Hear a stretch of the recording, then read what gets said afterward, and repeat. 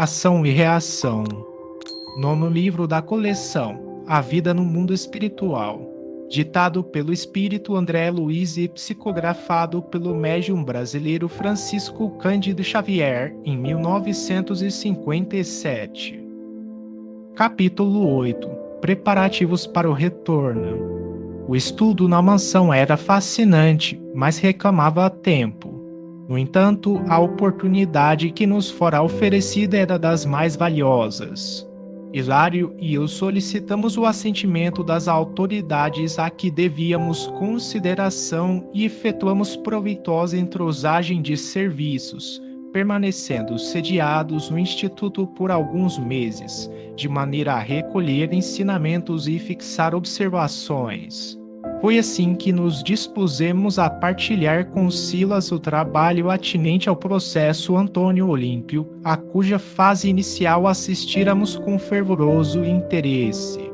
Após 6 dias sobre a reunião em que ouvimos a palavra de Sânzio, o grande ministro, a irmã Alzira veio ao estabelecimento, em obediência ao programa que Druso passou a traçar para as tarefas que lhe diriam respeito. Designado pelo diretor da casa, Silas recebeu-a em nossa companhia, alegando que, juntos, atenderíamos ao problema, agindo em cooperação. A nobre criatura, depois das saudações usuais, esclareceu-nos que, amparada por amigos de certa colônia socorrista, fazia o possível por ajudar ao filho que deixara na terra.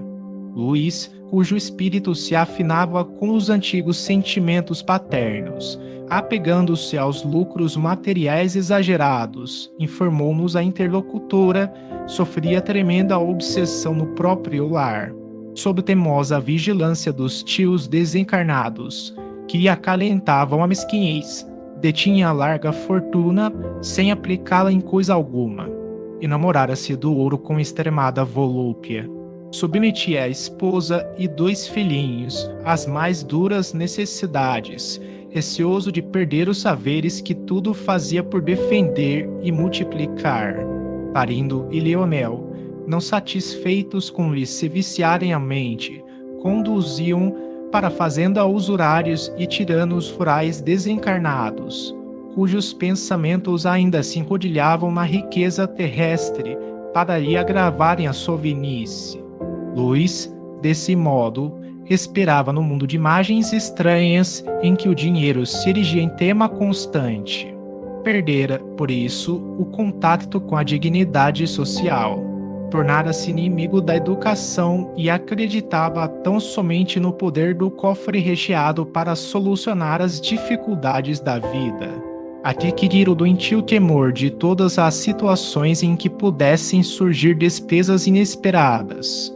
Possuía grandes somas em estabelecimentos bancários que a própria companheira desconhecia, tanto quanto mantinha em custódia no lar enormes bens. Forgia deliberadamente a convivência afetiva, relaxar a própria apresentação individual e encravar assim deplorável misantropia, obcecado pelo pesadelo do ouro que lhe consumia a existência. Em seguida, a distinta senhora, buscando orientar as nossas futuras atividades, participou-nos que o afogamento dos cunhados se verificara em seus tempos de recém-casada, quando o filhinho mal ensaiava os primeiros passos, e que, após 6 anos sobre a dolorosa ocorrência, encontrara ela também a desencarnação num lago terrível. Antônio Olímpio lhe sobrevivera na esfera carnal quase 3 lustros e, por 20 anos, precisamente padecia nas trevas. Luís, dessa forma, alcançava a madureza plena, tendo atravessado os 40 anos de experiência física. Ante a palavra do assistente, que indagou quanto aos seus tentames de socorro ao marido desencarnado, Alzira declarou que isso lhe fora realmente impossível, porque as vítimas se haviam transformado em carcereiros ferozes do infeliz delinquente, e como, até então, não conseguira escudar-se em qualquer equipe de trabalho assistencial, não lhe permitiam os verdugos qualquer aproximação. Ainda assim, em ocasiões fortuitas, dispensava ao filho, à nora e aos 2 netos algum amparo, o que se lhe fazia extremamente difícil, de vez que os obsessores velavam irredutíveis, guerreando-lhe as influências. À vista da pausa espontânea que se fizera em nosso entendimento, um testemunho de comovedora humildade, consultou a Sila se a mansão poderia facultar-lhe uma visita ao esposo antes da viagem à procura do filho, segundo as tarefas programadas. O assistente aqueceu com o maior carinho e guiamo-la nós 3 até o compartimento em que Antônio Olímpio repousava. Avizinhando-se do leito, e ao vê-lo ainda prostrado e inconsciente, notei que o semblante da nobre senhora acusava visível alteração. As lágrimas borbulhavam-lhe, incoercíveis, dos olhos, agora conturbados por imensa dor. Afagou-lhe a cabeça em que os traços fisionômicos, a meu ver, se reajustavam pouco a pouco e chamou-o pelo nome várias vezes. O enfermo abriu os olhos, pousando sobre nós sem qualquer expressão de lucidez, pronunciando monossílabos desconexos. Registrando-lhe a ruína mental, a notável mulher pediu a Silas permissão para orar em nossa companhia, junto do esposo, o que lhe foi concedido prazerosamente. Diante da nossa surpresa, Alzira ajoelhou-se à cabeceira, conchegou-lhe o busto de encontro ao colo, à maneira de abnegada mãe procurando conservar entre os braços um filhinho doente e, levantando os olhos lacrimosos para o alto, clamou, humilde, segundo a sua fé: Mãe Santíssima, anjo tutelar dos náufragos da terra, compadece-te de nós e estende-nos tuas mãos doces e puras. Reconheço, Senhora, que ninguém te dirige debalde a palavra de aflição e de dor. Sabemos que o teu coração compassivo é luz para os que se tresmalham nas sombras do crime e amor para todos os que mergulham nos abismos do ódio. Perdoaste aos que te aniquilaram o Filho Divino nos tormentos da cruz e, além da paciência com que lhe suportaste os insultos, vieste ainda do céu, ofertando-lhes braços protetores. Mãe bondosa, tu que ergues os caídos de tantas gerações terrenas e que saras, piedosamente, as feridas de quantos se petrificaram na crueldade, lança caridoso olhar sobre nós, meu esposo e eu, jungidos às consequências de duplo homicídio que nos fazem sangrar os corações. Eu e ele estamos enovelados nas teias de nosso delito. Embora estivesse ele sem mim, nas águas fatídicas, enquanto nossos irmãos experimentavam asfixia mortal, sou partícipe das responsabilidades e identifico-me associada ao crime, também eu. Meu esposo, Mãe do céu, devia ter o coração envolvido em pesada nuvem, quando se desairou na estranha deliberação que nos chagou as consciências. Aos outros poderá ele ser tido como um impenitente que se apropriou de recursos alheios, infligindo a morte aos próprios irmãos, menos para meu filho e para mim, que recebemos os maiores testemunhos de amor. Para outros será réu diante da lei. Para nós, porém, é o companheiro e o amigo fiel. Para os outros, parecerá um egoísta sem direito à remissão, mas, para nós, é o benfeitor que nos assistiu na terra com imensurável ternura. Como não ser egoísta e criminosa também eu, mãe querida, se usufruí os bens e me alimentei do carinho de seu coração? Como não ser igualmente responsável na culpa, se toda a culpa dele se prendia ao propósito, embora louco, de assegurar-me superioridade em minha condição de mulher e de mãe? Advoga-nos a causa, mediadora celeste. Faze-nos voltar, juntos, à carne em que delinquimos, para que possamos expiar nossos erros. Concede-me a graça de segui-lo como servidora contente e agradecida, religada a quem devo tanta felicidade. Reúne-nos novamente no mundo e auxilia-nos a devolver com lealdade e valor aquilo que roubamos. Não permitas, anjo divino, que venhamos a sonhar com o céu antes de resgatar nossas contas na terra e ajuda-nos a aceitar dignamente a dor que reedifica e salva. Mãe, atende-nos. Estrela de nossa vida, arranca-nos da escuridão do vale da morte. Diante de nós, o inesperado compelia-nos ao êxtase.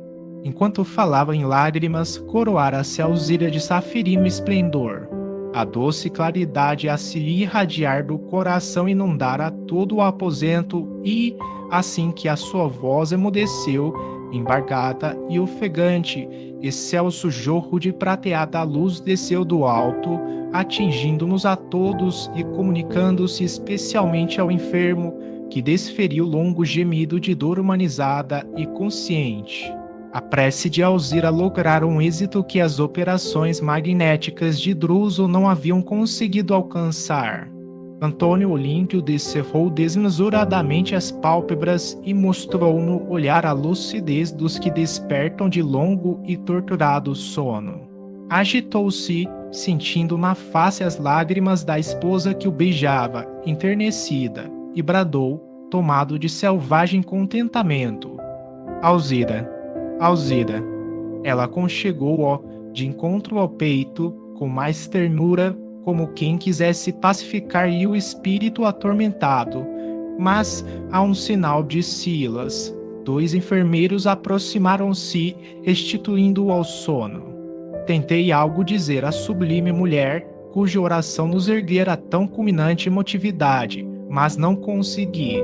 Somente aqueles que viajaram por muitos e muitos anos, sob a névoa da saudade e da angústia, poderão entender a comoção que naquela hora nos dominara irresistível. Procurei observar o semblante de Hilário, mas meu companheiro mergulhara a cabeça nas mãos e, fitando o valoroso assistente, notei que Silas buscava enxugar as lágrimas dos olhos. Consolei-me. Os grandes corações daquela casa de amor igualmente choravam, tanto quanto eu, mísero pecador, em luta por sanar minhas deficiências e, contemplando Alzira, que se achava agora de pé, acariciando os cabelos do infeliz, tive a ideia de que um anjo do céu visitava um penitente do inferno. Foi Silas quem nos arrancou ao silêncio, oferecendo o braço à abnegada irmã para a saída e explicando, prestimoso: a oração trouxe imenso bem, mas não lhe convém o despertamento senão gradativo. O sono natural e reparador ainda é uma necessidade em sua restauração positiva. Alzira afastou-se como que mais tranquila, apesar da flagelação moral do reencontro. Minutos de valiosa conversação desfrutamos ainda os diversos setores de trabalho do grande instituto, até que, no momento aprazado, nos ausentamos os 4, devorando o caminho que para a nossa companheira representava uma senda de retorno ao antigo lar. Na paisagem terrestre enchia-se a madrugada de névoa rala e fria. De volta aos velhos sítios que lhe haviam assinalado a dolorosa experiência, Alzira não disfarçava a emoção de que se via objeto. Levemente amparada pelo braço de Silas, designava aqui e ali esse ou aquele trecho dos caminhos e pastagens que lhe evocavam mais expressivas recordações. De repente, desvelou-se-nos em estreita planície o casario em que se lhe desenvolvera o drama funesto. Em verdade, o luar revelava a sólida construção em franca decadência. Extensos pátios laterais exibiam grandes jardins arruinados pelo pisoteio constante dos bovinos de grande porte. Porteiras desconjuntadas, tapumes derruídos e as varandas imundas falavam, sem palavras, da desídia dos moradores. E entidades estranhas, embuçadas em largos véus de sombra, transitavam absortas nos grandes terreiros, como se ignorassem a presença umas das outras. Com visível receio de se fazer ouvida, a esposa de Olímpio notificou-nos, em surdina. São 11 cenários desencarnados, trazidos subrepticiamente até aqui por Leonel e Clarindo, de modo a fortalecerem a usura no espírito de meu filho. Não nos enxergam? Perguntou Hilário compreensivelmente intrigado. Não, confirmou Silas.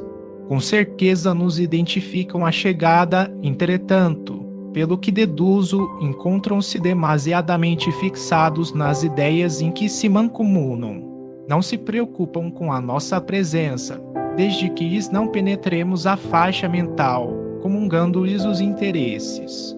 Isso quer dizer, comentei, que se algo lhes falássemos acerca da fortuna terrena, excitando-lhes o gosto da posse humana, indiscutivelmente nos dispensariam a melhor atenção. Exatamente. E por que não fazer? Inquiriu meu companheiro, curioso.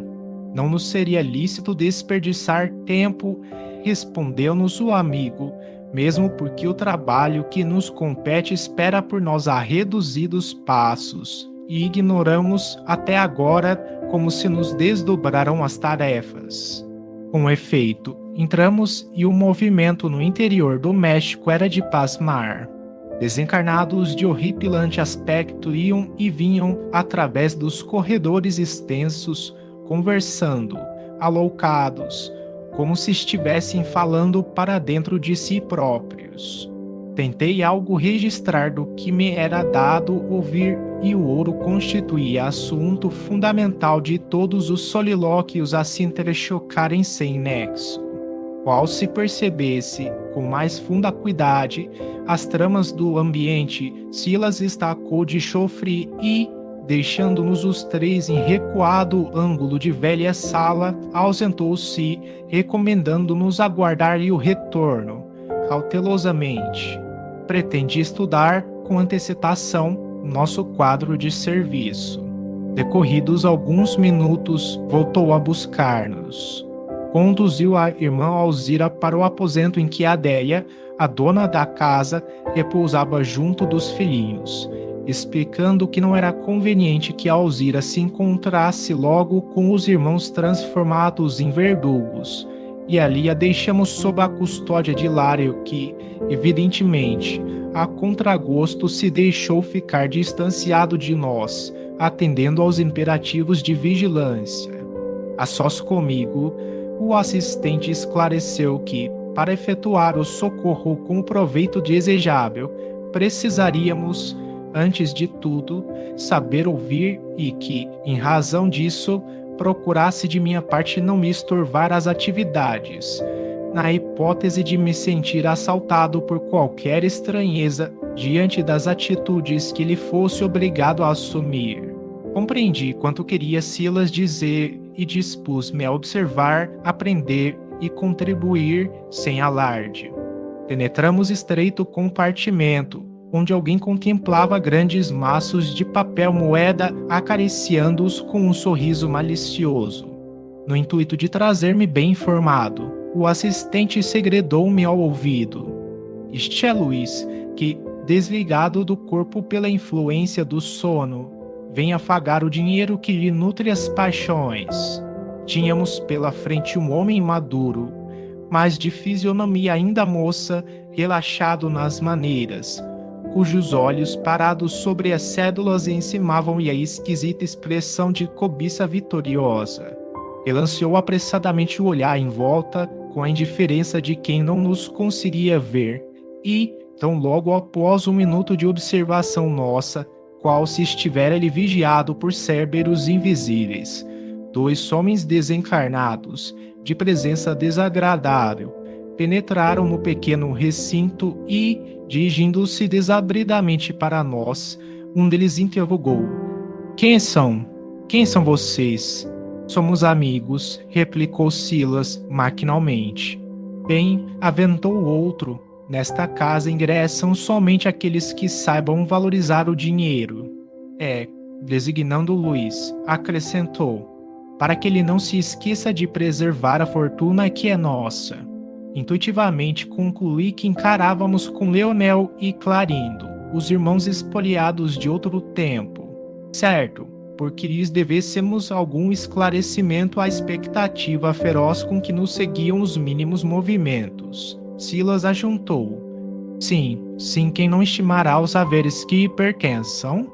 Muito bem, muito bem, responderam satisfeitos ambos os perseguidores, esfregando as mãos na alegria de quem supostamente encontrava mais combustível para a fogueira de vingança a que se entregavam com desvario espantoso, e adquirindo imediata confiança em nós ante as palavras com que o assistente lhe sossegara a inquietação.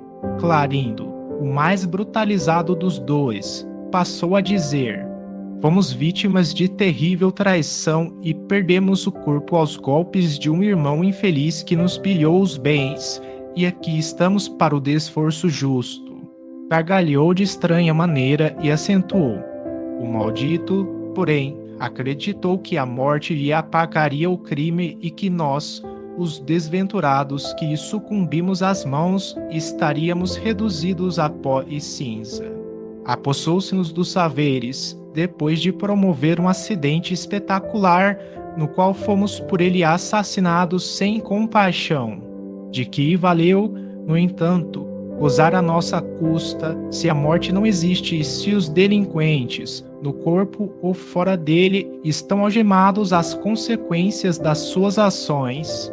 O bandido sofrerá os resultados da infâmia contra nós e aqui respira o filho dele, cujos menores movimentos governaremos, até que nos restitua a fortuna de que somos legítimos senhores. Por tempo relativamente longo, ambos despenderam largo repertório de lamentações, reforçando as cores do sinistro painel mental a que se acomodavam, e, talvez cansados de martelar nas mesmas alegações, sem qualquer resposta de nossa parte, confiaram-se à pausa mais dilatada que Clarindo rompeu, dirigindo-se ao assistente em tom amargo. Não admitem vocês que temos razão? Sim, aprovou Silas, enigmático. Todos temos razão, entretanto, atalhou Leonel, algo cínico, quererá, porventura, interferir em nossos propósitos? Nada disso, consertou meu amigo com inflexão jovial.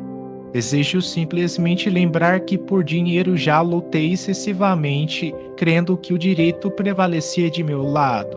Certo, porque a observação algo dúbia chocava os interlocutores. O chefe de nossa expedição valeu-se da expectativa natural e perguntou: amigos, vemos que esta casa permanece largamente povoada de irmãos nossos ensandecidos.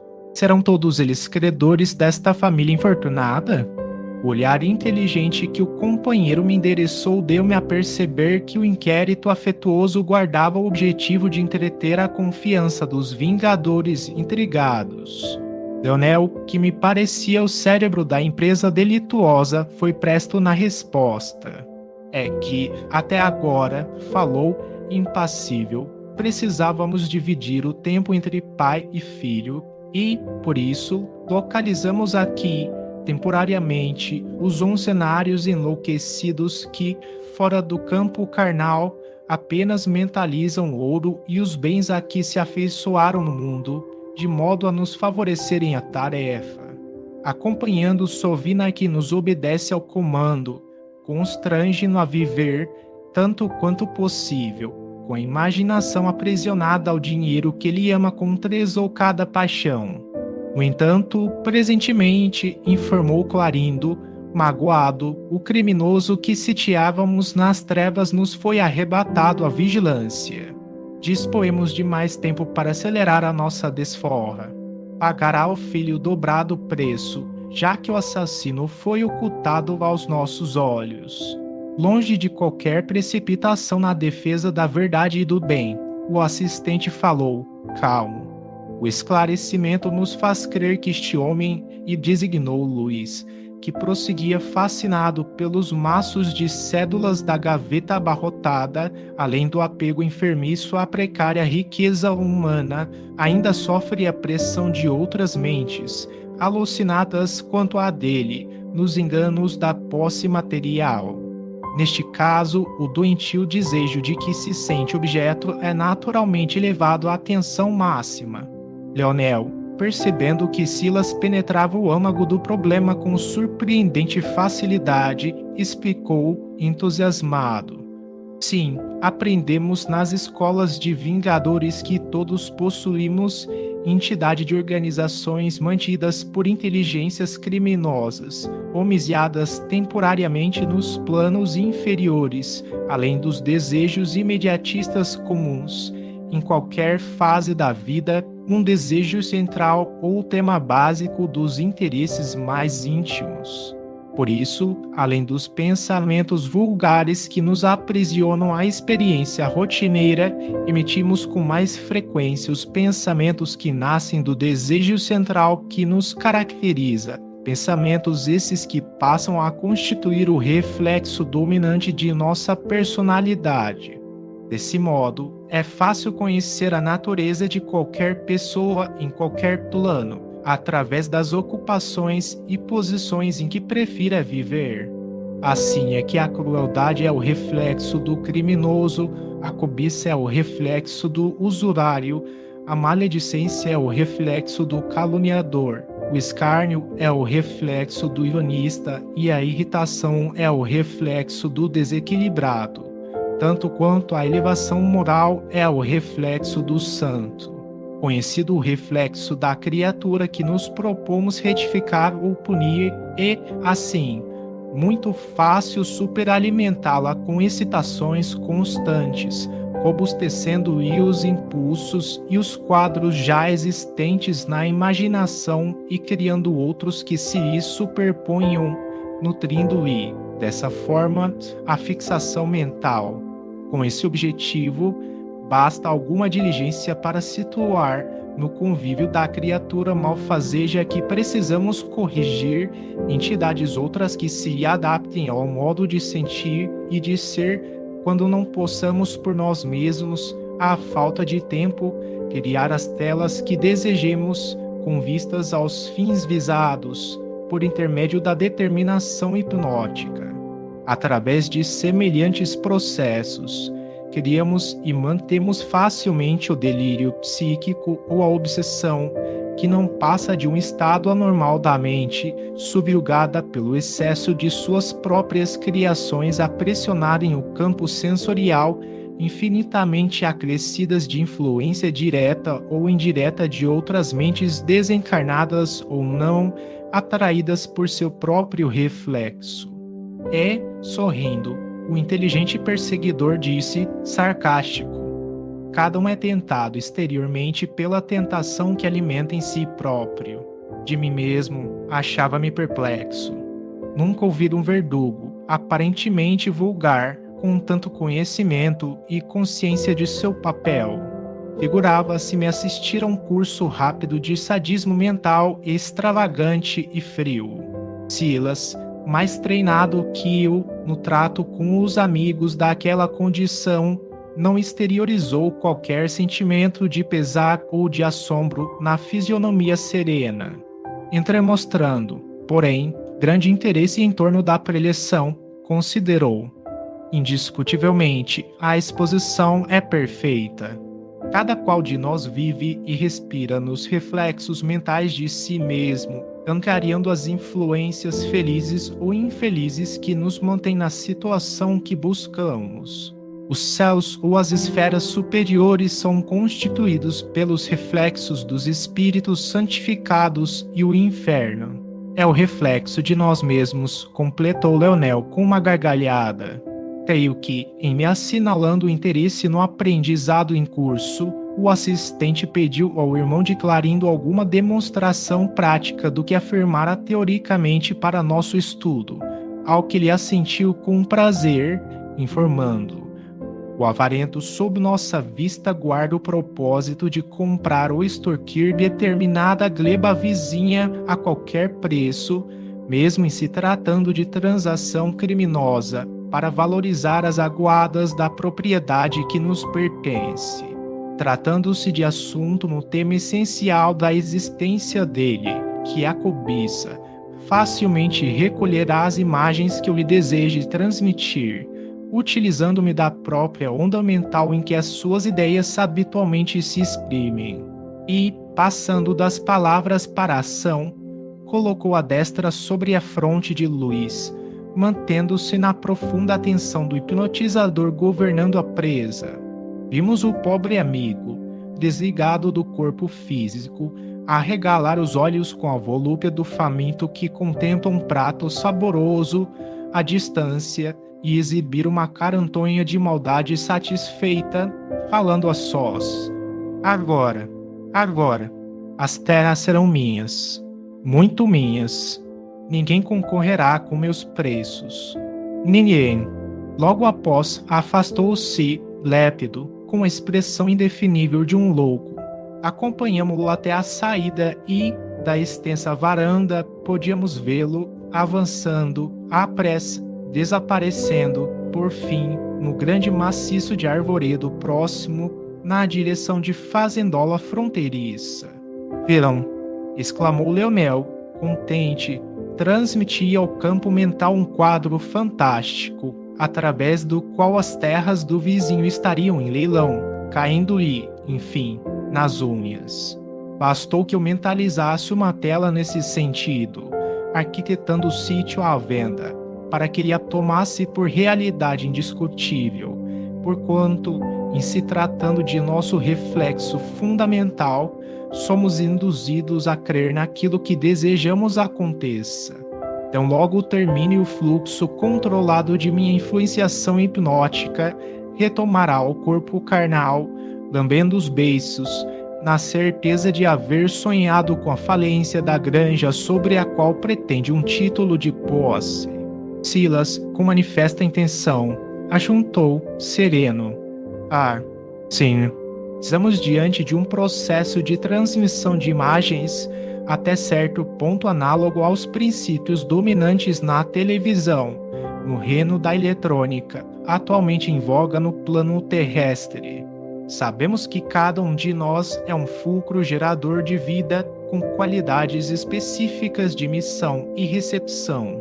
O campo mental do hipnotizador, que cria no mundo da própria imaginação as formas pensamentos que deseja exteriorizar, é algo semelhante à câmara de imagem do transmissor comum, tanto quanto esse dispositivo é idêntico, em seus valores, à câmara escura da máquina fotográfica, plasmando a imagem da qual se propõe extrair o melhor efeito, arroja sobre o campo mental do hipnotizado que, então, procede à guisa do mosaico em televisão ou à maneira da película sensível do serviço fotográfico.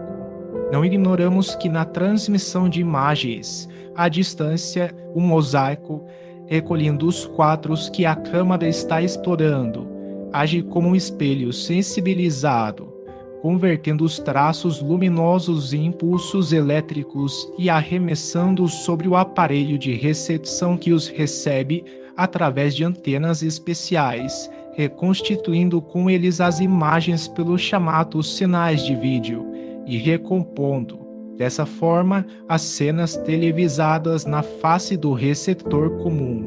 No problema em estudo, você, Leonel, criou os quadros que se propôs transmitir ao pensamento de Luiz e, usando as forças positivas da vontade, coloriu-os com os seus recursos de concentração na sua própria mente, que funcionou como câmara de imagem, aproveitando a energia mental, muito mais poderosa que a força eletrônica, projetou-os, como legítimo hipnotizador, sobre o campo mental de Luiz, que funcionou qual mosaico, transformando as impressões recebidas em impulsos magnéticos a reconstituírem as formas pensamentos plasmadas por você nos centros cerebrais, por intermédio dos nervos que desempenham o papel de antenas específicas, a fixarem as particularidades na esfera dos sentidos. Um perfeito jogo alucinatório em que o som e a imagem se entrosam harmoniosamente, como acontece na televisão, em que a imagem e o som se associam com o apoio eficiente de aparelhos conjugados, apresentando no receptor uma sequência de quadros que poderíamos considerar como sendo miragens técnicas. Os Vingadores, tanto quanto eu mesmo, registraram esclarecimento, sumamente surpreendidos. O assistente, psicólogo, valera-se de argumentação à altura da que assinaláramos na boca de Leonel, certamente para cientificá-lo de que ele também, Silas, conhecia os processos da obsessão em suas minudências.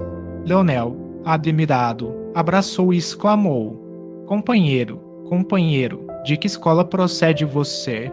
Sua inteligência interessa-nos. O chefe de nossa expedição pronunciou alguns monossílabos e chamou-me à retirada, pretextando serviço a fazer.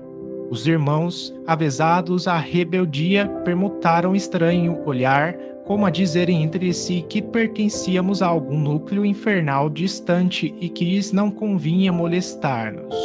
Insistiram, porém, conosco a que retornássemos no dia seguinte para a troca de ideias, ao que Silas anuiu com evidente satisfação.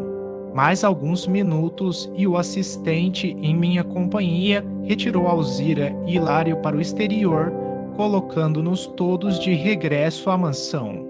O prestimoso servidor do bem, na viagem de volta, mantinha-se silencioso, pensando. Contudo, diante de minha perplexidade, aclarou fraterno: Não, André. Ainda é cedo para apresentar Alzira aos infortunados verdugos. Pela conversação de Leonel, percebi que cruzamos o caminho de duas vigorosas inteligências, cuja modificação inicial há de ser feita com amor para realizar-se com segurança. Voltaremos amanhã, sem a presença de nossa amiga, para um entendimento mais estável e, por isso mesmo, mais valioso. Passei, desse modo, a esperar ansiosamente pelo dia seguinte.